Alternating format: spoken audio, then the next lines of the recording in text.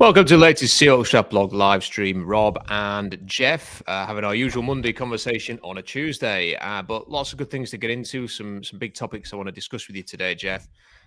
Some I didn't expect to be discussing, but we're going to get into them anyway. I wanted to start just with a general thought on what happened on Sunday. The Seahawks beat the 49ers. I didn't expect that. I'm not sure what you were expecting on Sunday, but just generally, what were your feelings about that win? Yeah, I'm with you. I picked them to lose by 10 points, even with San Francisco's kind of beaten up roster. I just didn't think they were at the point where they could have the kind of defensive performance ultimately did. And the run defense overall on McCaffrey was really, really good.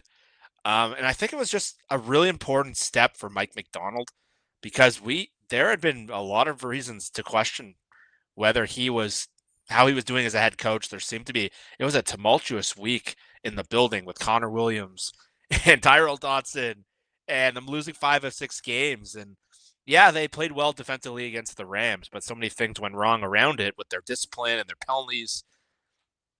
Mike Macdonald kind of needed that signature moment. And obviously it's not the same San Francisco team. I know me and you have talked about this is probably the worst San Francisco team we've seen in quite a while, but I think a lot of the patterns we saw defensively were just really, really important this is why Mike Macdonald was brought in. He was brought in to kind of combat McVay and Shanahan. The last 2 games, they've been very well defensively against McVay and Shanahan. Now, I still have a lot of questions about the offense. A lot of questions about I don't think they're all of a sudden fixed. But I think for the reason you brought that guy in to be the coach, to have a defensive performance like that and starting the defense starting to take steps, I think that was a really important game for the direction of the team and for Mike Macdonald. Yeah, I agree, and I don't know. Let me ask you this, and then I'll sort of give the point I was going to make on the positive side of the Seahawks. Do you think that game said more about the direction the Seahawks are heading in, or the direction the Niners are heading in? I would say a combination of both. Right now, Christian McCaffrey looks like a different player. He doesn't have the explosiveness coming off that injury. He is not the guy last year. They didn't have Kittle. Nick Bosa got injured. Debo Samuel looked slow, but Juwan Jennings was awesome. He had a Herculean performance, and if not for Juwan Jennings and some pretty incredible plays by Purdy, I don't know how many points they would have scored. So I think you can't just ignore the state of the Niners. But I think the fact that the Seahawks have done this to the Rams and the Niners, I think bigger picture, I've made the comparison on the show, the 2015 Seahawks. And if you remember that year, there's a game against Carolina where Greg Olsen scores in the final minute of the game. And it was kind of they never let that happen. They always beat Carolina. And that was kind of they just don't have it. And that's how I felt about the Niners on Sunday. Yeah, I agree with that. And there are even players you forget the Niners kind of have who've been absent for a while. It's been such a horrendous season for them, and it does feel a little bit. And I think we talked about this, Jeff, before the season began, that this may be a season too far for this Niners group. And I just can't imagine that if they do end up paying Brock Purdy, that the solutions are going to be coming once that contract is inherited. So they'll have big choices to make in the offseason. They've got a number of key players who are getting older, who are getting banged up. And I thought they were pretty poor at the weekend. But I do think you do have to give some credit to Seattle. And this is the kind of thing I was going to come on to now, was as well as the defense played, I thought the big positive for me was that the offensive line was far from amazing. Yeah. But it was noticeably better. To the point that I don't feel, probably for the first time this season, Jeff, that you and I are going to end up spending an hour complaining about the offensive line. I think the impact of Abe Lucas, who wasn't perfect, he wasn't flawless, he didn't have a perfect game or anything, but having him back in the lineup, it just looked like Seattle had an NFL player playing at right tackle. And I was always a huge fan of Abe Lucas. He had a great rookie season. I listened to an interview that he did on 710 yesterday. And even listening to the guy speak, I think this is exactly what Seattle needs. They need someone who is extremely aggressive on the field, who has got the perfect physical profile to play NFL, that has got that attitude and that classic angry, horrible offensive line attitude that means that he's not a man of many words, but that's what offensive linemen should be like. And I just like everything about him. Everything about him is what Seattle needs more of on the offensive line. If he can stay on the field and play most of Seattle's game, regardless of what else they're doing this offseason, they'll be better for it. And I just thought that line looks so much better in this game, Jeff, because Abe Lucas there. Yeah, you you stole it right out of my mouth. So, like, I was going into the game just resigned that they were going to lose to San Francisco, and I was just really watching a couple things, and I didn't expect them to win, so I was pleasantly surprised. And like, I was at the point where I was just like, okay, there's 8 games left. This team's not very good. I want to see how Abe Lucas plays. And I think it was a really important development point because, listen, we've spent so much time talking about their interior offensive line, their offensive line issues.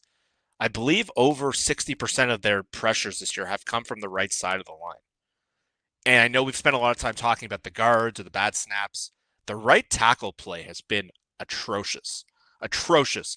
And we've been very critical of their offseason. One of the moves I actually liked in the offseason that was the George Fant signing because of Lucas's uncertainty.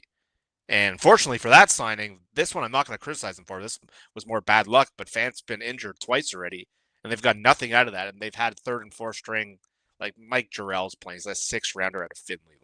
So I was so eager to watch how Abe Lucas would play. I thought the last 8 games, the last 7 games, this is going to be the biggest development maybe of anything. And you're right. You could see a massive difference in just his physicality, the energy he brings. And like Charles Cross didn't have a great game, in my opinion, and he was kind of getting knocked around a little bit. But to see Lucas and kind of just, you can tell. I think McDonald even talked about it. He just plays with different physicality than anyone they have in their offensive line, and you could see it almost from the first snap. And yeah, they didn't look great. They still got blown up on that 4th and 1 play and things like that. But I thought Lucas, and this is such a big development for them because if they had to go into the offseason and replace 4 offensive line starters, like, I know we've put together some good plans, but that was just going to be hard. So if they can solidify that spot again, and he keeps fighting back that injury is not chronic. I know Pete Carroll said that. I think this is such an important development for them. And if he can be what he was Sunday and keep building on that, that is a big step. Because you're right, coming out of 2022, the number one development of that year was that they had these 2 tackles now. They just had to fill the rest of the line. But then the last 2 years, the right tackle position has been a joke. And like Jason Peters and Stone Forsythe, it's been so bad. And to see him and see that impact right away, and he didn't have a great game or anything. He could only I think that was by far the most encouraging sign, maybe for the long-term health of this team. Completely agree. And then the other positive on the offensive line front was Ola Timmy, who I said immediately after the game, Jeff, I think the best thing about Ola Timmy was that you just didn't notice him. Yeah. Apart from the snap that obviously went a bit fast, and I still think Geno Smith perhaps could have done a better job of corralling that. But he should have caught that. But that was the only moment when you kind of noticed the center was there, which is a marked difference from previous seasons and previous games this year where the center's been very noticeable. And that's what you want from your center, really. Like, nobody expects to be blown away by a center. You don't expect to watch a game of football and go, wow, look at that center. Like, how often have you said that in your NFL following life? It doesn't happen very often. The main thing is they need to do their job, essentially, to a decent level. And Ola Timmy did that. And the one thing, then you sort of see the PFF grades and you see the, these one thing I thought was great that Abe Lucas said, they put to Abe Lucas in his interview, he had a flawless game, like 27 attempts and all this. And he goes, well, I don't really believe in analytics, all that PFF stuff and all of that. What do they know? I thought it was just a fantastic, classic Abe Lucas answer. But going back to Ola Timmy, I when you actually see some of the clips that people have put up, Jeff, the one thing you see over and over again is how quickly off the snap he was shooting his hands. He was getting the ball quickly to Geno Smith and then aggressively attacking the front. It's something I don't think Connor Williams did enough or not. I don't think he was that aggressive. And I think it's something that's been a bit of an issue in Seattle for a while. When I was speaking to somebody, I asked somebody before the last draft this year, like, just please give me some advice. What do the league look for in a center? Like, what is the sort of the key thing? First and foremost, what if I'm watching college tape, what do I need to look for when I'm looking at a center? And they just said, the guys who get their hands quickly into the opponent. They shoot their hands right off the snap. They're getting into them. They're attacking. They're not being passive. They're getting into their opponents. They're being the aggressor. They are being the force impactor on that offensive line. And I have to say, like, you watch a lot of centers and very few of them do it. And when I was watching the clips of that game on Sunday, Ola Timmy was doing it over and over again. He was the one snapping, aggressive, attacking the opponent on the front foot, shooting his hands quickly. And I don't know if that is something the team have said, we want you to do this. They've coached that into him. I don't know if that is just from feeling confident or feeling, do you know what? This is my chance. You know, if I don't make it now and this half of the season, I'm not going to be in the NFL much longer. I'm not going to be a starter. I'm not going to get that second contract that's going to set me up for life. And he's just taking his opportunity. But Jeff, if he plays with that level of aggression and keeps up and plays with that consistent approach that he was showing there, he has got a chance to be the center for Seattle. It's one game only. And, you know, we can't get carried away. Can't say that's that position sorted and that right tackle sorted. No. It's one game. If he plays like that, Jeff, he's got a chance of making it. Yeah, this is going to be a really important stretch for him because what happens with backup level players is they can look fine and look pretty good for one game, but when they get larger samples, they tend to get exposed. And if you remember Mike Jarrell's first game against Atlanta, not a great pass rush by any means, but we were all excited about Jarrell's run blocking, and he opened up a hole. And you see it with Gardner Minshew. Like, he'll play one game and he'll flash, and then they'll think like, oh, I think we have something here. Then when he gets 5 games, you're like, oh, that's why he's a backup. So this is a huge stretch for him. And you're right, because one of the things I liked about Ola Timmy when they drafted him, he just seemed steady. Like, he didn't have a lot of like physically impressive traits. Like, he wasn't super strong at the point of attack. Didn't have the power or the speed, but he just seemed like a guy who knew how to play center, like Michigan. And when he got into camp, it seemed like if things were a physical issue for him, where he was getting blown up, and there were times this year where he was inactive, and people who were around camp were like, he just doesn't have physical strength. So one of the things I'm going to be wondering about him is sometimes guys like don't look good in practice, and then the game starts. And this happens in every sport. And the opposite happens where guys look great in practice, and then the game starts and they just can't handle it. I wonder if it's the opposite with him. I wonder if he's just the kind of guy who like maybe gets pushed around in practice. Maybe he looks physically limited, but then the game starts and he just knows how to play. And so this is going to be a really big stretch for him coming up, with a lot of good teams coming up.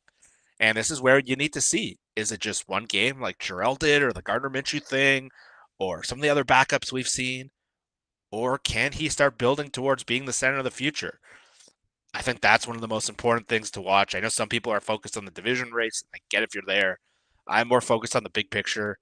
Again, if you can solidify not 1 but 2 spots now, that is a massive, massive development. And that was one of the reasons I liked the Haynes pick at the time, because I thought, like Ola Timmy, I thought Haynes was just steady at the end of the day. But he's been far from it in the eyes of the coaching staff. So this line doesn't need great play. You don't need great players everywhere. You just need guys who aren't weaknesses. And then you talk about his hand use and his, I know ESPN credited him with 27 of 27 pass blocking, like 100% pass blocking win rate. And I know Mike McDonald yesterday said their numbers were pretty close to that. They weren't as high, but I'm not saying he had a perfect game, but that was really, really encouraging. And Arizona is a defense that's going to try to attack you. They're a little physically limited. So, again, this is a really important game.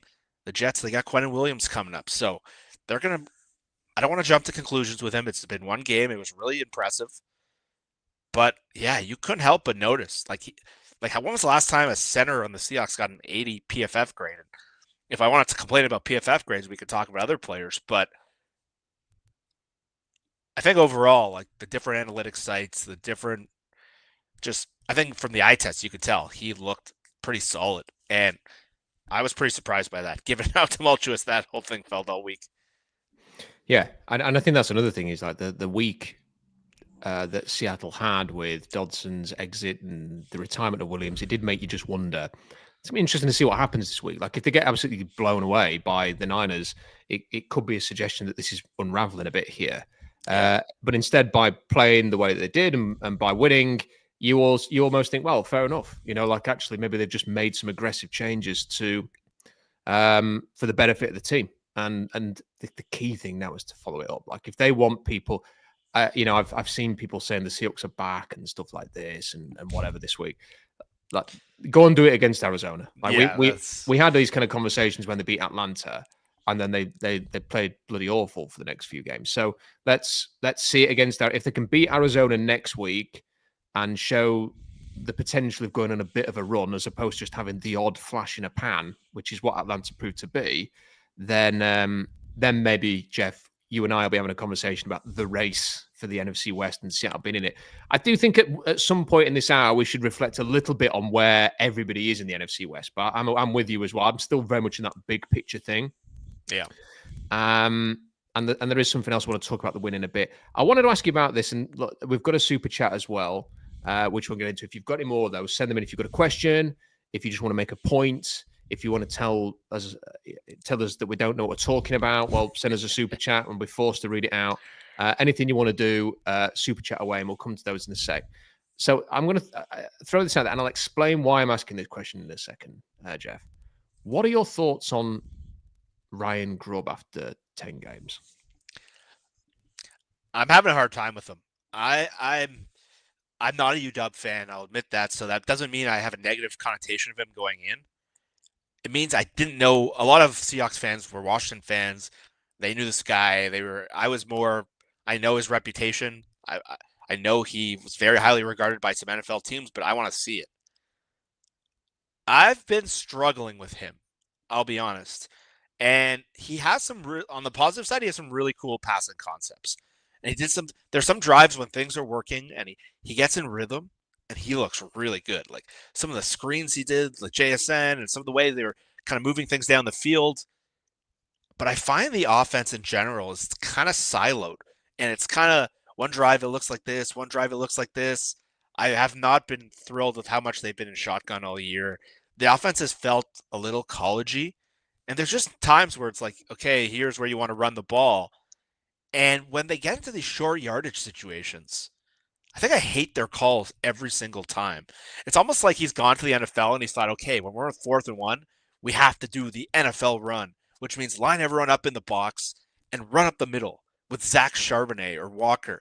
And like you remember that play he got famous for last year was like the Apple Cup play where he does that reverse to a Dunze. And like, I'm not saying you need to pull crazy stuff out like that, but they ran that jet sweep to JSN and like it was a really cool play. And whenever they get into short yardage, it just seems like they just move everyone into the box so everyone brings their team in, and they're a bad run blocking team.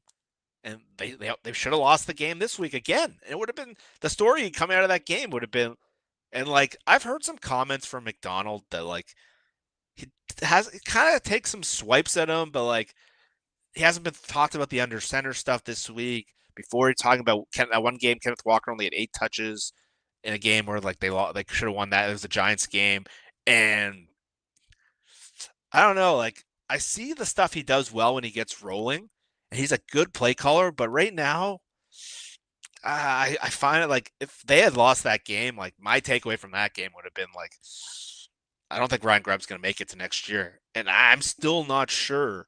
So like a lot of the game, I find like the drives don't feel connected, and the offense doesn't seem to complement the defense.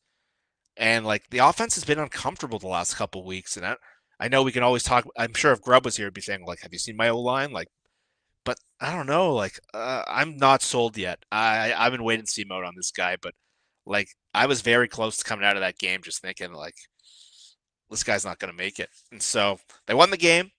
Maybe he'll prove me wrong. The receivers are doing well, but the offense doesn't feel great right now. I feel very uncomfortable with how things are going there. So, I mean, there's probably more than one reason why I asked that, but the main reason that I'm going to at least talk about today as to why I'm asking that is purely because sort of looking at the media rounds over the last couple of days, everybody is now talking about who is or isn't on the hot seat in the NFL head coaching world. So the expectation is that the Jaguars are going to fire Doug Peterson, and it's probably just a matter of time. I think they're on their bye week now, so they're probably just deciding whether they're going to keep Trent Baalke or who's going to be the interim head coach or anything like that before making the decision, because there's no way the NFL's in-house media team spend a whole Sunday saying that he's probably going to go, and there's no pushback from the team or no denial from the team, and then it doesn't happen. So there's a decent chance that this is, especially off the way that they lost at the weekend as well. So he's going to go. Kevin Stefanski in Cleveland was having to answer questions about his job position today. And then, look, this will, I don't think would be a particularly attractive name to throw out there, but Mike McCarthy's John's BFF from Green Bay. So he's another offensive-minded head coach. And the reason I sort of bringing this up, like I said, one of the reasons I'm bringing this up is because I just wonder, Jeff, if they get to the end of the season and Mike McDonald's decided, do you know what? Now, we gave it a go. This isn't really how I want to play offense. We've got to make a change there. There are going to be sort of offensive-minded head coaches who are going to be fired in the next few weeks, and I some of them, like Stefanski, I think a good team will understand that he's probably worth another crack as a head coach. I mean, that's a shambolic situation to have thrust upon him in Cleveland. But if he wasn't given a head coaching job, he would be a fantastic offensive coordinator, I think. And then, Doug Peterson is maybe not a great head coach, although he has won a Super Bowl as a head coach. And, maybe sort of taking a step back, coming back home to the Pacific Northwest, being an offensive coordinator. And these guys have got that bit of experience. Maybe the staff needs. Maybe they'd appreciate the opportunity to not be in the limelight and be a coordinator again. I don't know. I'm just wondering if this might be a decent off-season to be in the market for an experienced defensive coordinator. And if it is, and if the team feel that way, and they want to get somebody who's a bit more proven, and they want to make a change, it might not be the worst time to do it, Jeff. Yeah, that's been on the back of my mind for kind of weeks now. And again, listen, if Grubb goes out and does a great job in the final 8 games, this is a moot point. But the offense still feels disjointed, and the offense and the defense don't seem to connect. And I think it's very clear what McDonald is looking for. And Grubb always kind of felt like an arranged marriage through John Schneider. Grubb they said they'd met at the combine. They have similar philosophy from how they attack schematically, but a defensive coach being that much in shotgun, not being under center, not using play action. I don't know. Until we see more consistency from the offense and kind of it works in congruence with what McDonald wants, I still can't shake that feeling that he might do what Pete did after year one and say, hey, I want to go in a different direction. Pete ended up going with Tom Cable because Tom Cable went in and kicked their ass that year. They won 33-3, if you remember that first year with the Raiders, and he got fired, and that was a big hire for him. And they ended up getting Bevel to run the passing game. But that thought is still in the back of my mind. So again, that's something I'm watching really closely. And man, if Kevin Stefanski came available, I think he'd get a head coaching job. I think that you're right, but my God, if you can get Stefanski over Grubb, I'm doing that in a heartbeat. And the problem with the Grubb offense is it just seems so rhythm based. And when they're not in rhythm and they don't get that one first down to kind of unlock everything, their drives never seem to work. And so when they're in rhythm, they look great. But it's just too scattered. And obviously they don't want to have 3 offensive coordinators in 3 years, but obviously moving on from Waldron was the right decision. But yeah, if you can get an experienced offensive coordinator to add some experience to staff, but I would understand that move. And there's going to be a lot of change right now in the NFL. There's definitely going to be some names that are familiar. Depending on how these last 8 or 7 games go, I think Mike is definitely thinking about it. And it's going to be really interesting to see the names that pop up because there's going to be some more firings. There's going to be more openings than people expect. And there's already 2 of them. And there's some interesting guys like New Orleans, Clint Kubiak. He might become available. That staff's getting blown up. He hasn't had a great year since that 0-2 start or 2-0 start, but I don't know if I'd want Mike McCarthy. He's been a head coach. Their offense looks very vanilla. It's been criticized for how vanilla like the route combinations are. I think he's at the point of his career. I don't know if he'll ever be an offensive coordinator again. He might just go into TV, sort of like Jason Garrett did, and we'll see. But yeah, I think that's something Mike's absolutely going to explore, especially based on how things are trending right now. Yeah, I think it's an interesting conversation. I just think there are moments, I mentioned this after the game, there were a couple of plays in that game on Sunday where you think, wow, that's a really well-designed play. There was one to Jackson Smith and Jigba, he had Barn and run around, and, you know, it's probably like someone who knows more about the X's and O's of football would probably tell me that's a basic thing, but I thought it was a clever-looking play. It's the kind of thing I don't think we saw enough of under Waldron. I thought that's really good. But then you sort of will watch every single Seahawks game, and I don't really feel like we have a grasp of what we're good at, sort of making the most of what we're good at, and sort of dictating to opponents how we are going to play the game on offense. It always feels a little bit like we're working it out as we go along. We might go in with, well, this game we didn't run very well last week, so we'll try and run a bit more early on. Oh, that's not work. We better go back to the pass, and then the next week it'll be like pass. Oh, well, we should probably run the ball a bit more because Ken's only had 5 carries. So then after halftime we'll start doing that, and it felt a little bit like they got rid of the check with me at the sideline stuff at the weekend, which would imply that maybe Mike Macdonald wasn't happy with that during the bye and that they've adjusted there, which is another sign that maybe this just isn't right, that this fit isn't there. And if Mike Macdonald is going to hand the keys to the offense to somebody, which is he's admitted he does, he's not really having a lot of input on the offense week to week in terms of the game plan, I don't think. I think he said that on the record.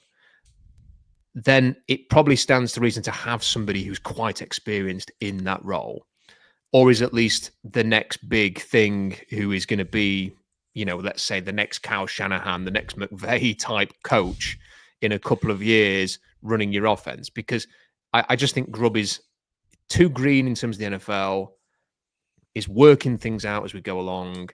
And I don't think Macdonald is satisfied with this. This doesn't feel like a defensive-minded head coach's offense.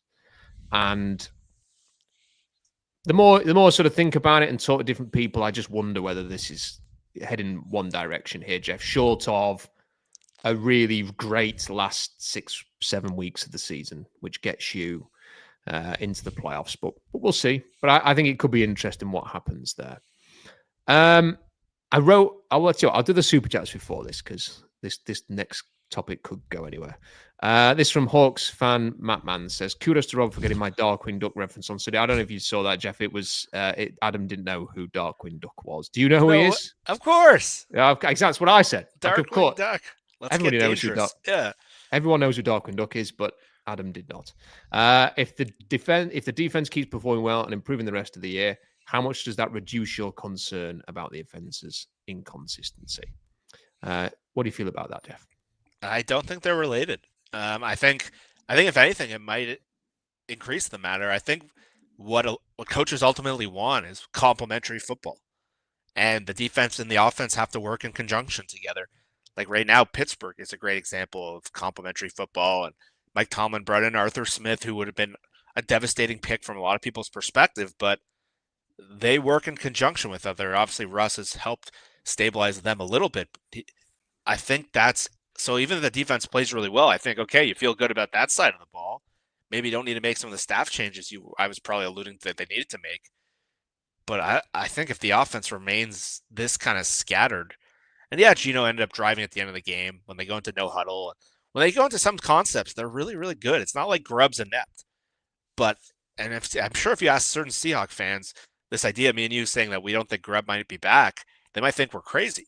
But I get what you're saying, that if your defense is getting better, like you feel better about the state of the team, you might not move things around. I don't think coaches view it like that. I don't think they're connected at all. I think it will. I'm a bit like you, Jeff. I think if anything, it'll make me a little bit frustrated and eager to see some change there. If the defense ends up being a really strong thing this year, then I will want the offense to get there. And the fact that it's not there will make me think, well, rather than just sort of I don't think you can just wait and see in the NFL. Like a year is a long time. Yeah. Like if you're waiting until 2026 to sort of to judge, I think sometimes you've got to make a call. Are you in the right place? You are absolutely right that if Arthur Smith had become the offensive coordinator in Seattle, most people would have gone, "Oh my word, what?" Like I didn't want that. But actually, when you watch the Steelers, you think he might have been perfect. You know, someone who's got that head coaching experience, someone who's been there and done it, maybe has learned a few lessons from that Atlanta experience and is using that to his advantage. And then you watch the Steelers play, and they are not playing they're not playing like the Lions on offense, but they're 9-2 now or something like that. You know, they're playing well. They're making the most of Pickens. Najee Harris suddenly looks like Najee Harris did as a rookie. Like he suddenly looks a lot better. Their line has got injuries, but it's still not a liability. Far from it. There's a lot to like there. And, you know, you bringing his name up again makes me think I want Seattle's answer to Arthur Smith. And who is that? Well, you know, it's going to be a defensive head coach who's fired probably, who's had some success as a coordinator in the past, which is what Arthur Smith is. So maybe he ends up being the one that got away. Kyle says, for all of Grubb's passing game creativity, in the passing game, he lacks almost all of it in calling and scheming the running game. We need to get Walker in space and more. I think it's one of the more frustrating things, aside from the performance of the O-line, Jeff, that Ken Walker is obviously amazingly talented, yet feels very wasted in this offense. Yeah, and if you watch the opening game of the year in the second half against Denver, which has turned out to be an excellent defense, what Grubb did with motion was opening up all kinds of running lanes, and he was moving guys across the formation, tight ends, receivers, and it was just opening up big running lanes, and that's how they won that game ultimately. And since that game, it's just been vanilla. And a lot of the people who know Grubb best said Washington, one of the things he did really well was he was really creative. And I don't know if that's just like, okay, I'm coming to the NFL, I need to be a little more conservative. And those short yardage plays, time and time again, you see they just stack the box, and like all the numbers have shown you in a lot of cases. And they ran a cool formation at the goal line last week with like Jalen Sundell came out at the fullback and he opened up a big lane. But yeah, I think that was said really, really well. I think that's been one of my issues with him is how vanilla they've been in short yardage situations. And I don't know if that's him just trying to adjust to the NFL, but it's been a problem. One of the things that Shanahan and McVay and all those guys do so well is they use scheme and they use motion to open up the run game as the basis of their offense. And it makes so much everything else easier. But this run game, they almost lost 2 games in a row because they couldn't get a yard on 4th down and couldn't get close to a yard. And so, yeah, I think that's well said of some of my concerns and what I mean with the offense looks so uncomfortable right now. Thanks for those 2 super chats. If you have any more questions or if you just want to make a point, in fact, Peter just sent one in now. He says, thanks for this show. No question. You and Jeff cover most of it every week. Thank you, Peter. Appreciate the support. But if anyone does have a question or like Peter, who has very nicely sent that in, then get them in, and really appreciate all of the super chats you send in to help the channel. Jeff, I apologize in advance for this next subject because I'm dragging you into my world with this. I wrote an article yesterday just discussing, it was something that a few people had mentioned to us after the game. And I thought, you know what, I was humming and hawing about whether to write about it. And I thought, you know what, I'm just going to write about it and nothing else. I won't be thinking about doing it again in the future. The Seahawks beat the Niners, and I really, really enjoy beating the Niners. There's nothing quite like beating San Francisco. Yeah. But immediately afterwards, like I'm on sort of social media. I didn't see any tweets sort of like laughing at the Niners or, you know, enjoying, you know, some humor at their expense. It was wall to wall people telling like the Geno haters to do one, or this proves that Geno Smith is amazing, and you know, how can you not believe that he's an elite franchise quarterback? And I know full well that if Seattle loses to Arizona on Sunday and Geno throws a couple of interceptions, the other side will have their turn, and it'll be he's got to be benched for Sam Howell for the next game, and you know, you've got to get rid of him and all of this. But the problem is, Jeff, is I think the sort of weekly battle between these two sides of the Seattle fan base is making the season less enjoyable. And it's not been a particularly great, it has not been a particularly great season because the 5-5, they've had a 1-5 run. And yet I did sort of think afterwards, are people more invested these days in having their opinion on Geno Smith validated than they are actually being Seahawks fans?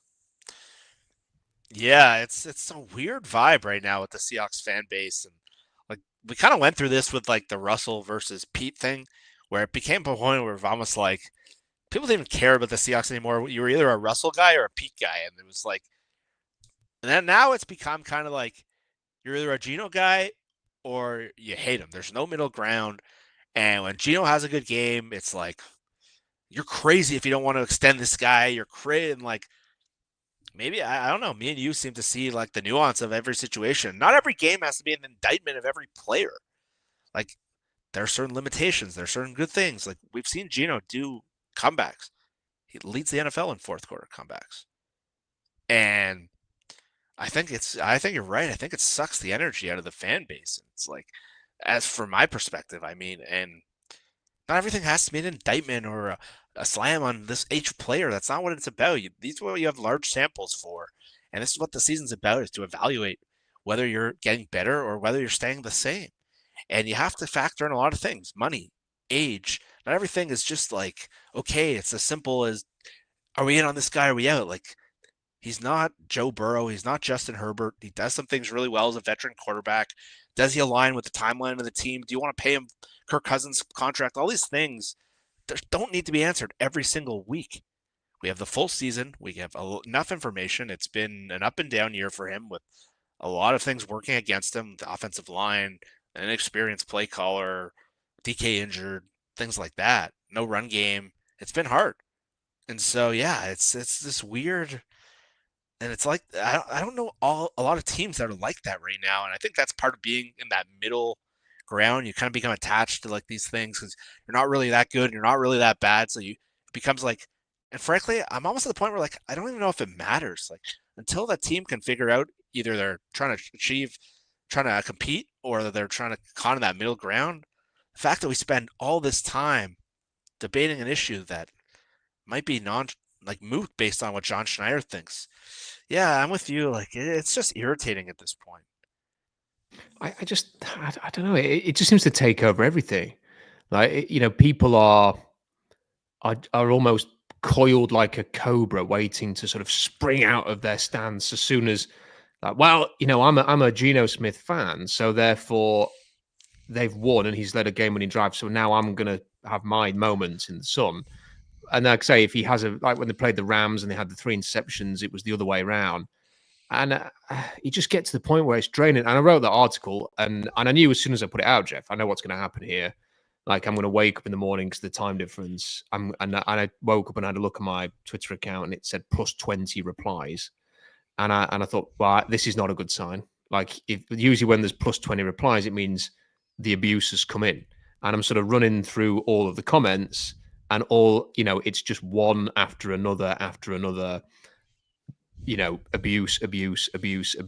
And it just gets frustrating, and even an article that, if people have actually read the article, it talks about the pros, it talks about the cons. It's just basically a plea to, like, let's just try and enjoy the season. Like on Sunday, it's not, and welcome to Lumen Field for the latest example as to whether Geno Smith's any good. No, it's the Seahawks against the Cardinals. And it's not about one player. And whatever happens in that game is not going to be a determining factor on whether a player gets a lot of money. I mean, I'm very much in the camp, Jeff, that I think we're entering an era in the NFL where paying a quarterback a massive salary versus trying to get value at the position is possibly going to be the next big topic that we come across, because so many quarterbacks have been paid massive money. And there are teams having success with either rookie quarterbacks or cheaper quarterbacks who most people have written off. And sort of determining how much you want to spend on one individual is going to be more important than ever. And that, to me, is an interesting conversation for the offseason. But I don't think we'll have it, because what we'll have instead is just a load of people saying, how dare you have this conversation? And there'll be a load of other people on the side saying, you're talking about the wrong thing. They should just cut him immediately. Like it's very, very frustrating, and it feels a little bit immature at times. And if you can't argue that you have to resort to personal insults and stuff like that, I think you just lose the argument right off the bat. Anyway, I just wanted to touch on it briefly. There are a couple of other things I want to get onto that I think you'll find quite amusing. But another couple of super chats have come in. Hawk Scoot says, I love how Richard Sherman dunked on our linebackers and then had to praise them a week later. Obviously, he's going to sort of stick up for Bobby Wagner a little bit, and it's been an argument that he's had many times, isn't it, Jeff? That he's upset on behalf of Wagner that he departed. I think it was the right. I 100% think it was the right thing to move on from Bobby Wagner. They got it wrong with the linebackers. The linebackers I thought played, as far as I could tell, played very well at the weekend. I know PFF gave Tyrese Knight a good grade, and then had Ernest Jones as one of the worst performers in the whole of the NFL at the weekend. But it just didn't really make any sense. I mean, look, if for them to give him whatever grade he got, like a 40-something grade, I would be pitching an Anthony Bradford level performance from Ernest Jones, and he certainly didn't have that, did he, at the weekend? No, that was the most absurd. Like, if you want a reason to like question PFF grades, like I knew from watching the game, my read, and then I saw some other beat writers that kind of said when they went through the film again, they thought Jones was the best player on the team, and he made 4 run stops that were just like incredible. So I don't know how they came up with that grade. Like, watching the game, like he looked really like, I don't think he was the best player on the team, but like he looked really good. Tyrese Knight looked solid. Like, good thing, like against Kyle Shanahan, I thought that was a game that he could really expose him. Like what he does to linebackers. And PFF, I like it as a baseline, but they've really been bad at grading linebackers. Like Bobby's been one of the highest graded linebackers in some of the years where he just looked like he couldn't move. Tyrell Dodson and Jerome Baker got really high grades last year, especially in coverage, which I think led to Schneider being interested in them. And I think that proved to be kind of a falsehood. Jordan Brooks is a guy who, like, I was not into signing him, but I think they were always like, he was a guy who was ripped on for not being able to cover when he came in, and then he actually turned into a really good coverage linebacker that I don't think made enough plays near the line of scrimmage, but his coverage grades were never good. And so I think that's a limitation in what PFF does. And yeah, for the Sherman thing, like, look, I think it's pretty clear. Like, Sherman lets his emotions get the best of some of his opinions sometimes. Even in his last Bobby Wagner rant, he was talking about how he's like sad that he can't have lunch with Bobby anymore, and how he's across the country and it's impacting his life. And like, okay, and I get it. Like, he went to war with this guy, like, not war, but like, how dare the Seahawks not consider Richard Sherman's lunch appointments when they make their personnel decisions? And like, listen, Richard, he's an emotional guy. Like, that's what made him great. He has so much pride, but Richard still looks at the fact that the Seahawks cut him as the biggest disservice to him, and that's part of what made him great. But like, come on, Richard. Like, Peyton Manning got cut. Like, every great player at some point gets. Charles Woodson got cut. Like, guys get injured, and when they're older and they get cut, it's just part of how the NFL works. But because it happened to him, the Seahawks are like a disgusting entity, and it took him years to really get over that. And that's just, again, I'm not going to criticize Richard. That's what made him so good. But like, I don't think he has an objective opinion. Like, the fact that you're like, oh, Tyrell Dodson got cut, they should have spent money on Bobby Wagner. I think Bobby ended up in a really good place for him with Ken Norton and Dan Quinn. And I think the Seahawks had the right idea. They just identified the wrong players, and they had to overpay a little in the trade, but I think they're probably happy with where the linebacker position looks like right now. So yeah, Sherman was quiet, but like, I think we have to understand where he's coming from.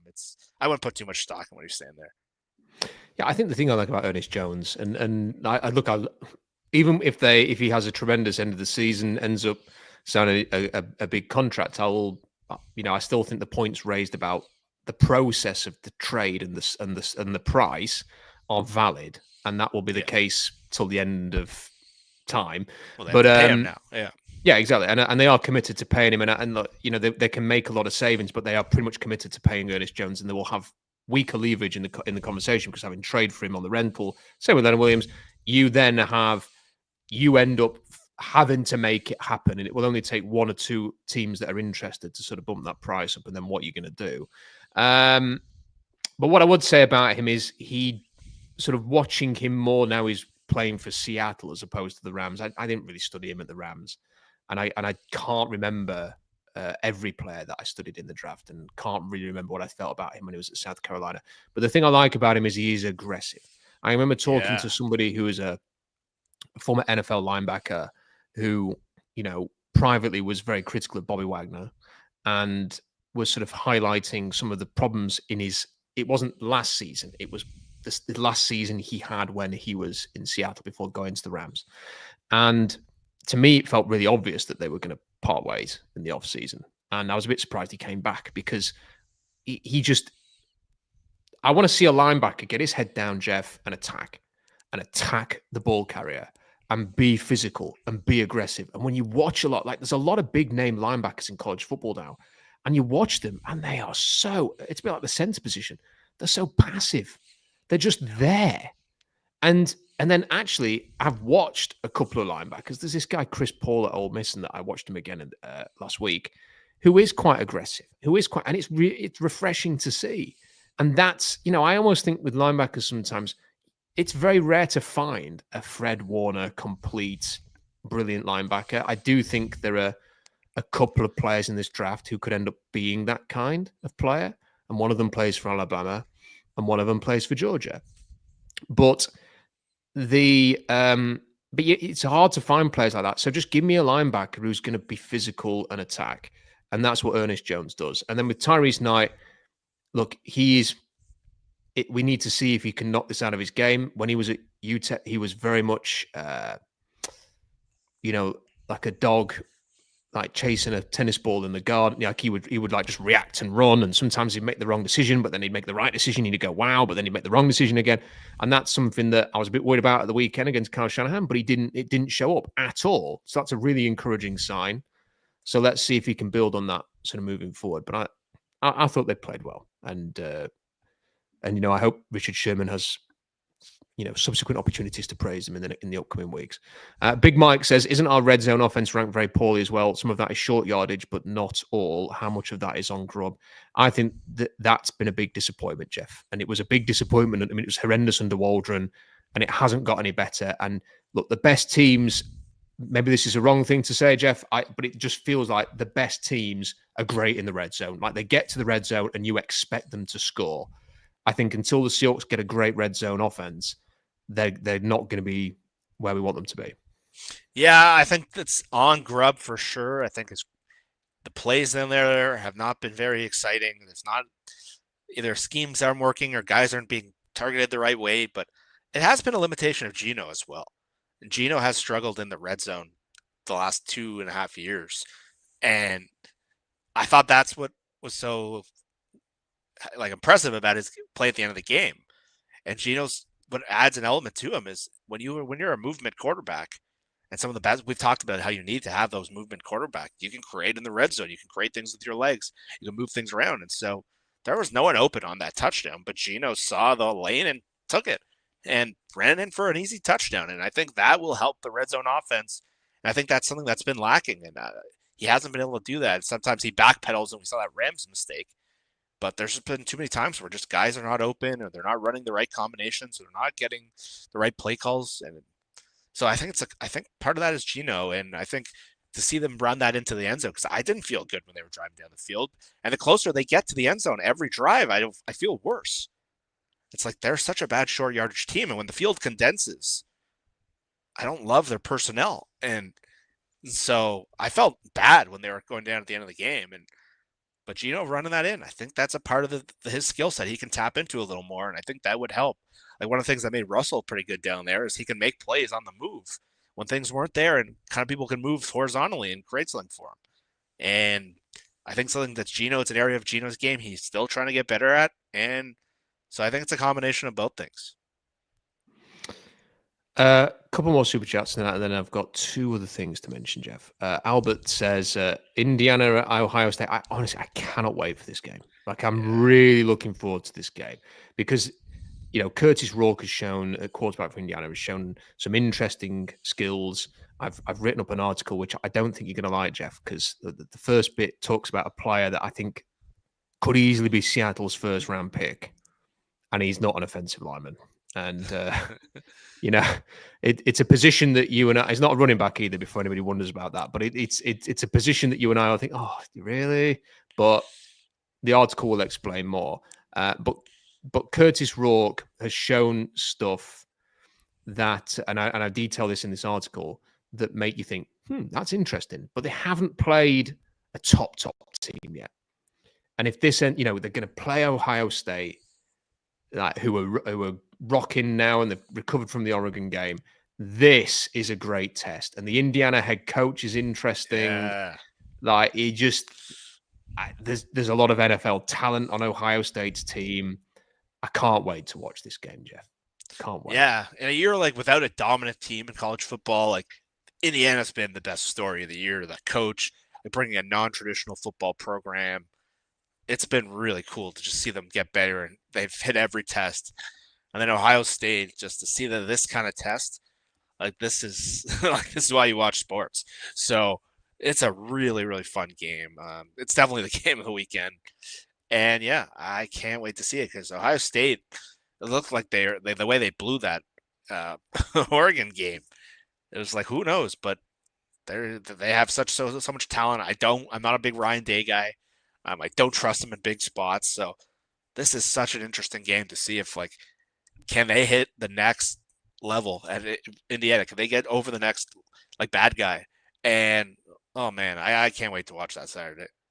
Yeah, should be a great game.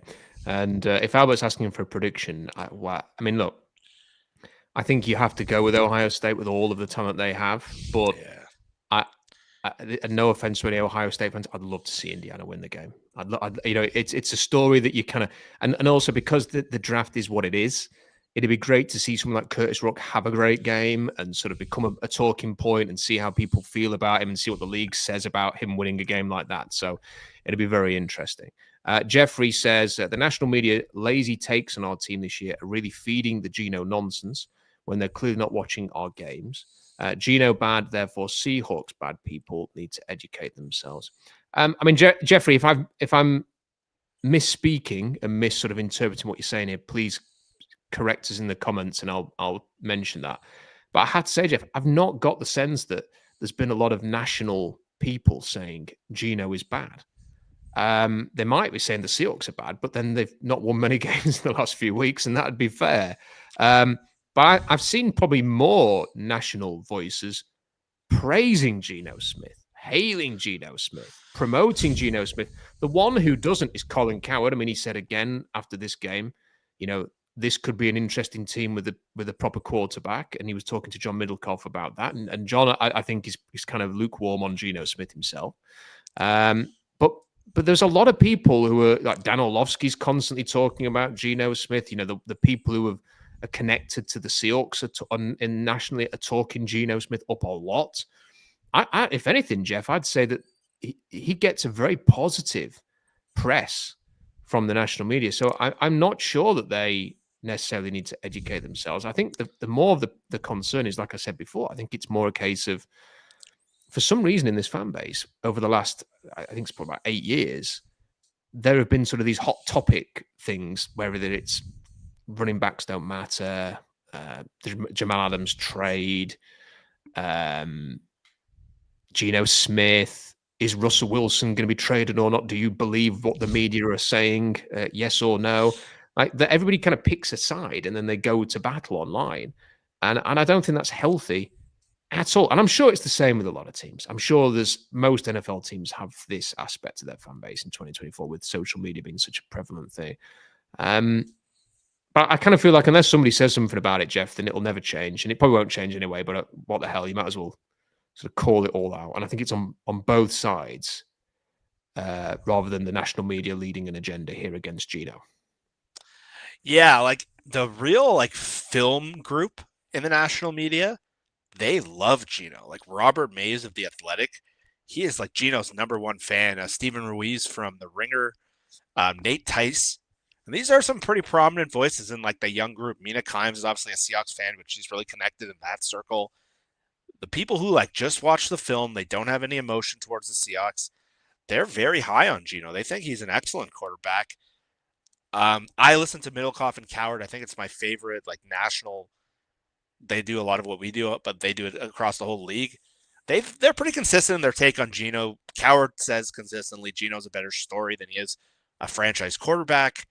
Middlecoff is not very high on him because, listen, if you've only watched his San Francisco games, like a lot of people have, you watched Geno. A lot of the national games the Seahawks have had the last few years have been against San Francisco, and Geno's had his worst games. But you can see when Geno scored the other day, there was a lot of people in the national media, like Bill Simmons and Albert Breer, like celebrating. But I think if you ask the casual fan, most of them would say Geno Smith sucks. Or guys who just watch, a lot of the Niners writers were saying, like, they were laughing at the Seahawks because I heard like Mike Holmgren went on KJR and said like they might look at extending him. And it's a wide range. I'm with you. Like, I find there's more people that shock me and how big. I think like the gap between if you ask the casual fan and like some of the national media what they think of Geno. But like I know Mike Florio, not high on Geno at all. He goes on KJR with Softy, and he's the 18th best quarterback, and the Seahawks for them to get to the next level. So I don't hear a lot of like Geno's terrible. Maybe like there's some Jets people, but I think with Geno, he's always going to carry that reputation that he had when people always kind of just expect the other shoe to drop. Same with Sam Darnold. He's got the same thing he's going through right now, where they know he's a bust. He was a nothing quarterback for years, and now it's a really cool story. But I don't see a lot of the national media guys saying Geno sucks. I'm with you. I see the opposite. Yeah. One final super chat for now, and then these final two topics. Sherman take 610 says Sherman should make his signature come through part of his broadcasts. Would you guys hire Brian Daboll as offensive coordinator if he's fired by the Giants? Well, I mean, I think that if you'd have asked me that question maybe before the last off season, I would have said, well, he was a very good offensive coordinator of the Bills, maybe.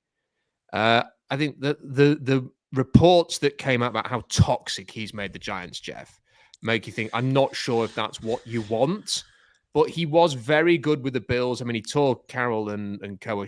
a new arse in that season. What was it, 2020, when they hammered the Seahawks in Buffalo. So, I think you could do a lot worse, but then maybe there'd be more preferable options as well. Yeah, like, I think schematically, him and McDonald would actually mesh really, really well. I think what he did, even this year with that bad Giants team, they schematically tore apart Seattle. And that was the time where Seattle's defense was just really bad alignment, run defense. And they had a really good game plan. And they just out-aligned them in like a ton of easy plays. And since then, they barely won a game. But I think a big thing comes down to personality fix. Again, this could be like the Carroll match. What happened? He got his ass kicked. They hired him. I don't know if Daboll kicking his ass sat in the back of his brain, but what Daboll's been criticized for is he's been a very erratic personality. He's tried to get better at that, but you see him tearing into players on the sidelines. It's very different than how McDonald operates.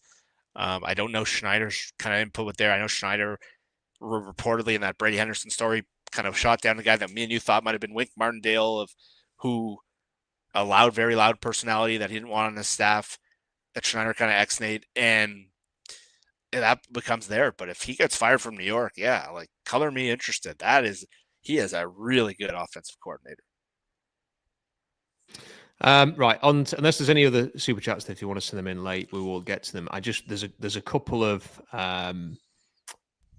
of things I wanted to finish with, Jeff, if you've got time.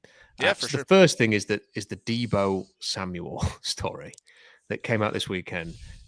So, I mean, I've been in London all weekend, and I think, I had a drink when I saw this, and I had to sort of reread it in the morning to realize I'd not dreamt that. I've spent probably too long, Jeff, trying to work out what I think has actually happened here as to why that came out when it did. Whether it's just something Schefter has kept in his back pocket, but then why would he not reveal that before the first game between the two teams? Why now? Is it any sign of John Schneider just dropping in hey, look, I am a good GM. Report this for me, please. But then equally, if that's what he's done, all it does is remind you that you took LJ Collier before Debo Samuel, and then traded out of a position to get Debo. Couldn't then trade back up to get him, and then drafted Marquise Blair, who's currently not in the NFL. So or maybe he's back on Seattle's practice squad, but whatever. It didn't work. So it just reminds you that you cocked that draft up and could have had Debo Samuel. And then you had that journalist sort of speculating, I'm not sure that he would have drafted Debo and DK anyway. It probably would have been one or the other.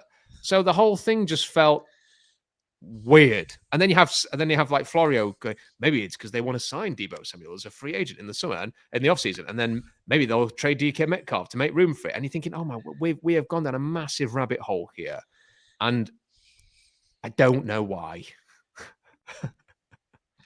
I couldn't make sense of it either. The timing of it was so peculiar, and I went through every scenario in my head. Like the same thing Florio said. I'm like, okay, Debo's expected to move on from them at some point. Maybe they're recruiting him. But I'm like, it doesn't seem like you could easily recruit him through his agent. Like his agent would have known if they were going to draft him, or Debo would have known that at this point. So, and I'm with you. Like, even if they did draft Debo, like, would they really have drafted DK with Lockett already there? I don't believe that. And like Schefter's story conveniently ignores they could have had Debo, but they took LJ Collier. That didn't seem to be mentioned in the story. And it's hard not to come to the conclusion that came from Schneider. Schneider's been on record so many times with I almost drafted this guy. The George Kittle one he said on his like flagship radio interview before games. They should have drafted George Kittle. I know for a fact they really liked him. And he went on a story this year and said they screwed up by not taking him over Tedrick Thompson. They had 4 third-round picks that year. They thought he'd be available in the 5th round. They botched it.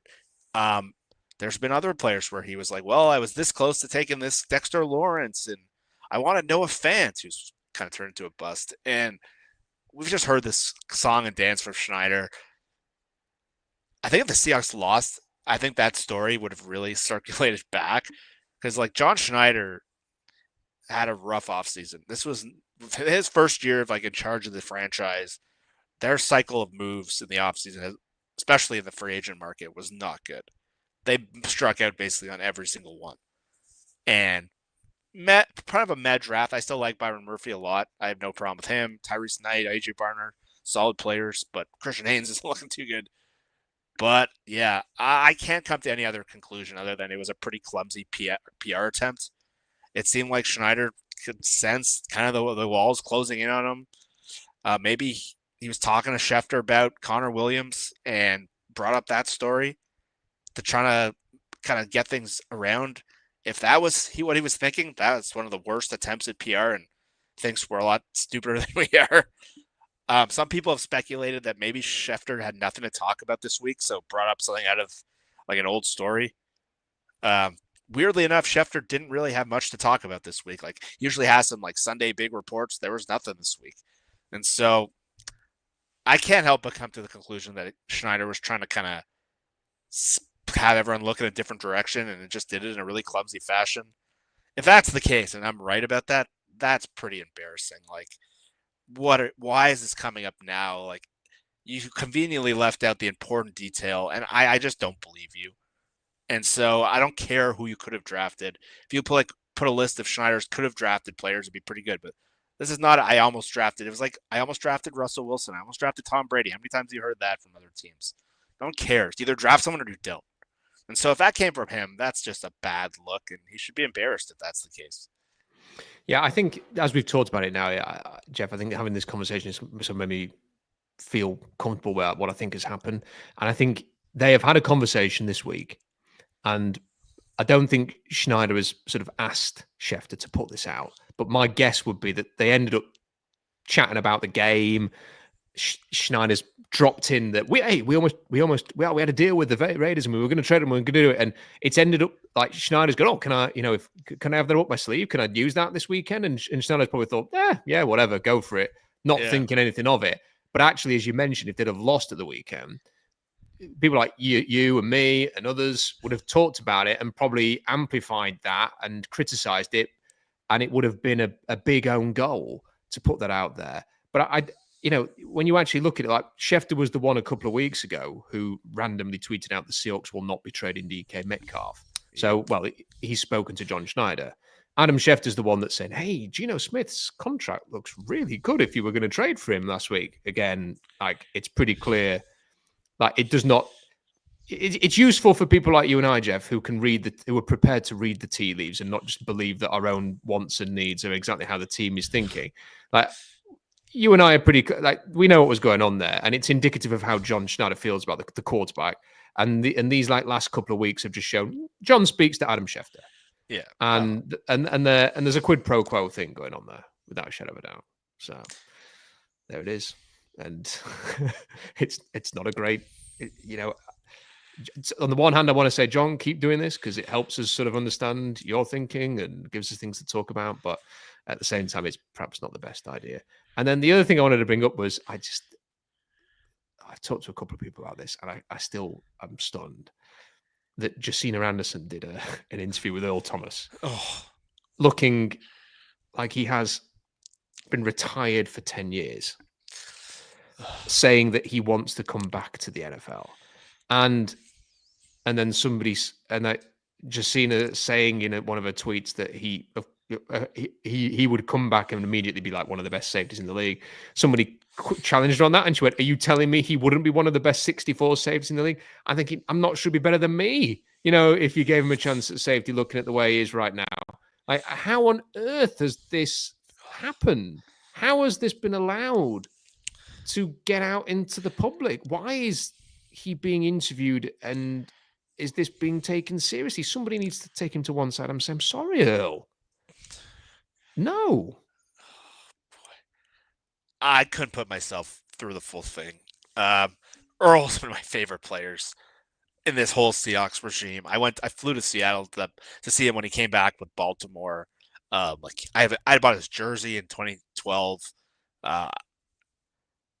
It was sad to watch that thing, and I don't want to speculate on what was happening. I don't know if he needs money or needs attention or he's got some issues. A lot of people have trouble, and Earl retired in like a crazy fashion. Like, that guy was on top of the world, best player on the Seahawks. He goes to Baltimore. It was a great year, and then they basically kick him off the team because he's skipping meetings and not taking the team seriously, and then you never see him again. A bunch of Houston players didn't want him on their team, and that was it. And Earl was always a crazy dude. Like, that's what made him great. And people struggle post-football.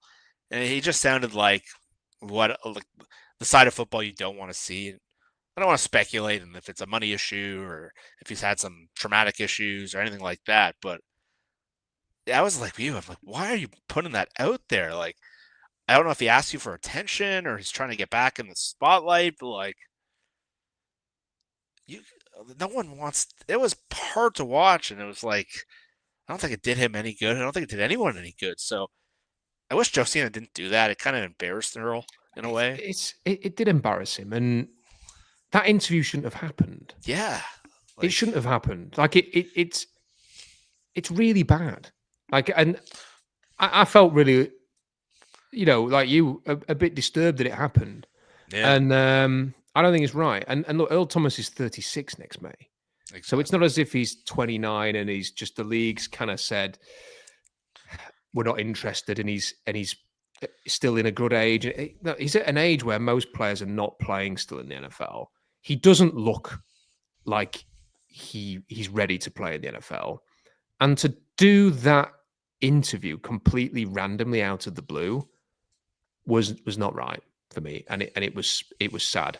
And this is one of the downsides, I think, Jeff, to the way that, that for all of the criticism of the mainstream media, I don't think that interview ends up on ESPN or CBS or Fox or whatever. And I think it does end up on, I'm going alone, I've got to create content, and then it comes out. Yeah. And it bothered me enough to want to talk about it today. Yeah, I'm with you. Like, if I don't think that would have got by a big time TV producer. I think they would have been like, why are we doing this? This just is sad. It's not topical at all. It just seemed like a way of Josina to promote Josina. And Earl was almost the victim there. It was like, obviously, like, I don't know if he needs money or he just misses football or he's just struggling with life after football. It's hard. You are a football star at every level of your life, and then you're just not anymore. And you have to live your life without making money. Your whole life is about getting football, and it's gone. And someone like Earl, who's wired so differently than other people, I imagine it's been really hard on him. And so 4 years ago in 2019 or 2020, when he did retire, yeah, that would have been a timely story. In 2024, when he's 36 years old, like, imagine asking like Cliff Averill and Cam Chancellor if they can still play. Like, no one's asking those guys that. It's like, I know Earl's younger than them, but like, it's over for him. And it's like, it's so not timely. And you're right. Like, it felt like that shouldn't have happened. And again, from my standpoint, it was just kind of cringy to watch. Yeah. Well, there we go. Thank you to everybody who has tuned in, Jeff. It's always a pleasure, and I'm wondering what we're going to talk about next week with this Arizona game. Gives us something to look forward to. Jeff, thank you for your time as always, and we'll be back next week. Probably back on Monday next week for our usual slot, which takes place at 2 p.m. Pacific time.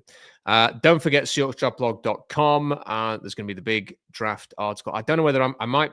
It's written, so I might put it out today, or I might wait until Thursday, but we'll see. So keep checking SeahawksDraftBlog.com for that.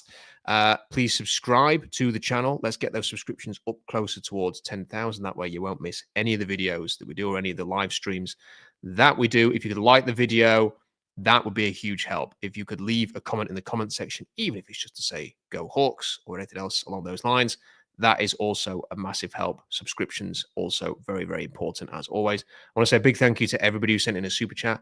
Big thank you to everyone who is a patron of SeahawksDraftBlog.com. And don't forget, tomorrow on Wednesday at approximately 10:30 in the morning, I will be live with Puck Sports, and that video will be put up as a separate sort of interview as well as a podcast via Puck Sports. And if you go to pucksports.com, you'll find all of the ways that you can listen to that. It doesn't just have to be on YouTube, but I will share the YouTube link on SeahawksDraftBlog.com and on my own channel as well.